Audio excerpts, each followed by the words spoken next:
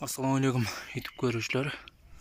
Kadırman görarmanдар Barpı Gissar YouTube barакчасынын катталышлары жана көрүүчүлөрү.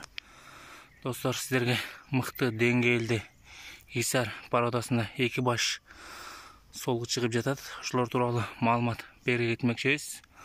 Булардын жаштары 2 тиш, 4 тиш. Өзүңүздөр көрүп жатсаңыздар керек. Козуларда аябай мыкты. Черный бриллиант десек да болот. Козуларда. Достор, булардын баалары 30 миңден сурап жатат экен. Аз-маз кеми бар дейт. Булагабыздын телефон номерине калтырып кетебиз. Байланышып сатып алсаңыздар болот.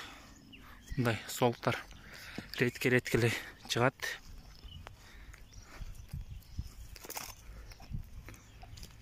Солуктарды алсаңыздар козулар эле актап коет.